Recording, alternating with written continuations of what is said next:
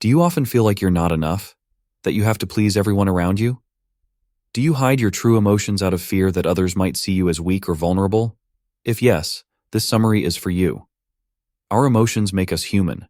They are an essential part of our lives. This summary will help you understand the importance of self-worth and feelings. It teaches us courage, resilience, and the value of embracing vulnerability.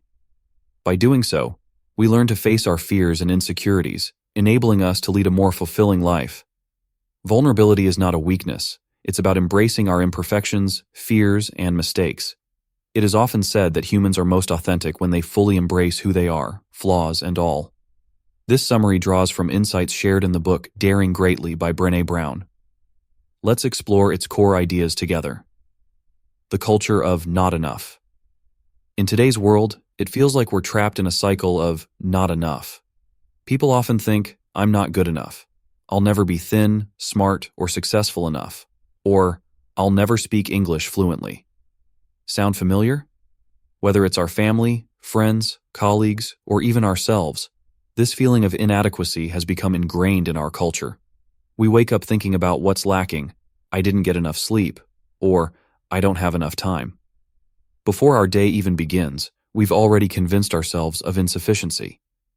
At night, we lie in bed lamenting over unaccomplished goals. This constant dissatisfaction makes us envious, judgmental, and disconnected from others. We compare our lives, families, and successes with those who seem happier or better off, chasing an ideal that doesn't exist. But where does this sense of inadequacy come from? 3 major factors contribute to it: shame, comparison, and disconnection. Shame. It emerges when we are ridiculed or judged for our abilities, appearance, or choices. Comparison. A competitive environment often discourages creativity and forces people into predefined molds. Disconnection. People are becoming increasingly isolated and fearful of expressing themselves, leading to a lack of genuine relationships. Embracing vulnerability. The opposite of inadequacy isn't perfection, it's wholeheartedness. Unfortunately, society often equates vulnerability with weakness, but in truth, it takes immense courage to acknowledge and express your feelings, even knowing you might be judged or criticized. When you allow yourself to be vulnerable, you foster deeper relationships, enhance creativity, and grow as a person. It's not about being fearless, it's about embracing the fear and acting despite it. Sharing your emotions, whether it's fear, shame, or disappointment, creates trust and empathy. The role of shame. Shame is the silent force that convinces us we're not enough. It grows from childhood, manifesting in self-doubt and negative self-talk as we age. For example, if you write a blog post and receive criticism, shame might tell you that you're not talented enough to write. It's that inner voice saying, you're a failure, discouraging you from trying again. But the truth is, we are more than our achievements or failures. A negative comment about your work doesn't define your worth. Instead of giving up, use feedback to improve and grow. Facing shame head-on allows you to embrace your humanity and pursue your goals with resilience. Breaking free from the mask. Many people wear a mask to hide their vulnerabilities. They pretend to be unshaken by fear, shame, or disappointment. This begins in adolescence and becomes ingrained over time. But behind the mask lies a person yearning for connection and authenticity. Real courage lies in removing that mask, embracing your flaws, and allowing others to see your true self. Vulnerability doesn't make you weak. It makes you human.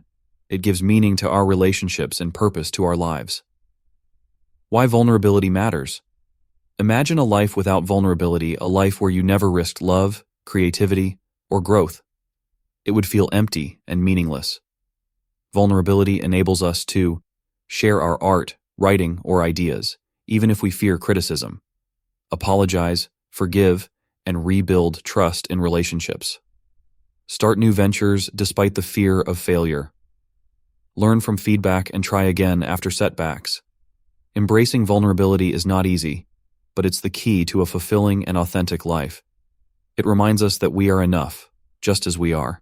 As we grow older, we learn to wear masks that hide our true selves. For adults, these masks become so tightly bound to their faces that they feel like an inseparable part of their skin. Over time, removing these masks becomes nearly impossible. These masks act as shields to hide our vulnerabilities, a defense mechanism that we adopt. But understanding when and why we began wearing these masks, and why we felt the need to hide our vulnerabilities, is crucial.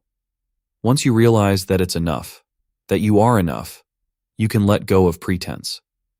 There's no need to feel ashamed, because you are truly worthy. You don't need to compare yourself with others. You are unique and incredible in your own way. Embrace your abilities and recognize that you are special. Now, let's delve into the common masks people wear to protect themselves. These include suppressing happiness. Many fear that their source of joy could be taken away, so they stop fully enjoying it or imagine something bad happening. Striving for perfection. The pursuit of flawlessness becomes a mask that shields insecurities. Avoiding emotions. People numb themselves, blocking feelings entirely to escape vulnerability. Interestingly, we often feel most vulnerable when we are happy. Joy can seem so fragile that we hesitate to trust it. For instance, a mother might watch her children peacefully sleeping, her heart swelling with happiness, yet suddenly worry that something bad might happen. This fear prevents her from fully enjoying the moment. Imagine a woman who, while laughing with her family on a road trip, suddenly remembers a traumatic accident she once witnessed. The fear creeps in, overshadowing her joy. This reflects how past experiences and an overactive imagination can taint happiness. Similarly, the gap between what we value and what we practice creates conflicts. Parents, for instance, might teach honesty but fail to demonstrate it themselves. A mother, after accidentally underpaying at a store, justifies her mistake rather than setting an example of correcting it. These contradictions confuse children and erode trust. Consider another scenario. A father preaches responsibility but ignores his children's conflicts, dismissing them as boys will be boys. Over time, his kids fail to learn respect and accountability, a pattern that persists into adulthood. Similarly, parents expect gratitude from their children, but don't model it themselves, often yelling or criticizing rather than showing respect. Children mimic what they observe, not what they're told.